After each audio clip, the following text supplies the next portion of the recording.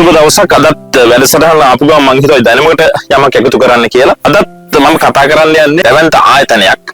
ඒ තමයි Starbucks කියන ආයතනය. ලෝකෙ පුරාම විහිදිලා තියෙන coffee shops ජාලාවක් කියන Starbucks ආයතනය. ඔබ මම සියලු දෙනා දන්න Starbucks ආයතනය ගැන.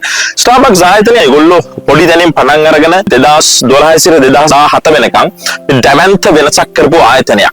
මේ ආයතනය ගැන කතා කරනවා මේ ආයතනයේ පිටිපස්සේ ඉන්න දැවැන්ත පුද්ගලයෙක් ඉන්නවා. ඒ තමයි ප්‍රධාන විධායක නිලධාරී හාවර්ඩ් ෂෝල්ට්ස්.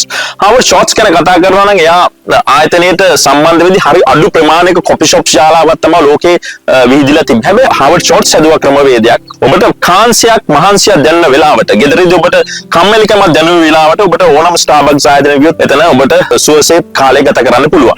ඒකම එයා හදුවා වර්කින් කල්චර් එකක්. වර්කින් කල්චර් එක ඔබ දන්නා සමහර ආයතනවල යුරෝපීය වගේ රටවල වල ඒගොල්ලෝ කම්පියුටරේ මොන හරි වැඩක් තියෙනවා නම් Starbucks වගේ ආයතනයකට ගිහිල්ලා කොෆි එකක් බොන ගමන් තමයි ඒගොල්ලෝ වැඩ කරන්න පටන් ගන්න. ඉතින් ඒගොල්ලෝ මේ කස්ටමර්ස්ලා අපි කියන මේ පාරිභෝගිකයොත් ඒගොල්ලෝ ටාගට් කරා. එතනට ඇවිල්ලා Starbucks එකෙන් කොෆි එකක් අපි කොෆි එකක් හරි යම් ජූස් එකක් හරි යම් තේ එකක් හරි බොන ගමන් එතන වැඩ කරන්න පුළුවන්. ඉතින් ඔබ දන්නවද ලෝකේ 30000කට අධික Starbucks ආයතන ලෝකේ පුරා ඉදිලා තියෙනවා. ඉතින් හාවර්ඩ් ෂෝල්ට්ස් කියන්නේ දැවැන්ත පුද්ගලයෙක්. එයා තමයි මේ වෙනස කරේ.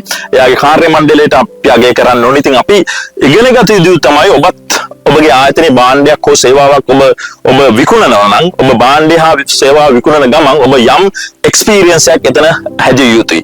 මේ ක්‍රමවේද සියල්ලම එකතු වුණාම තමයි ඕනම ආයතනයක් භාණ්ඩයක් හා සේවාවක් ලෝකේ හොඳම තැනකට යන්න පුළුවන්. Starbucks ආයතනයට එන පාරිභෝගිකයෝ කොෆි එකක් විතරක් නෙමෙයි බොන්නේ ඉන්නේ. ඒගොල්ලෝ හැමතිස්සෙම කොෆි එකක් සමග ඒගොල්ලෝ එක්ස්පීරියන්ස් එකකුත් ගන්නවා. ඉතින් මේක තමයි අද Starbucks කියන ආයතනයේ හොඳම කම්පැනි 100 අතරට ඒගොල්ලෝ ඇවිල්ලා තියෙන්නේ.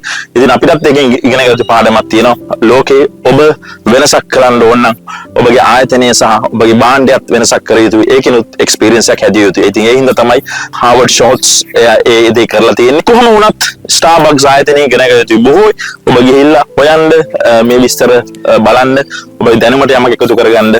ඉතින් බොහොම ස්තුතියි. ප්‍රාර්ථනා කරන්නම් සියලු දෙනාටම සුබ දවසක්. අපි තවත් ඉස්සරහට මේ වගේ දැනුම වර්ධනය වැඩසටහන් වලින් හමු වෙමු. ස්තුතියි.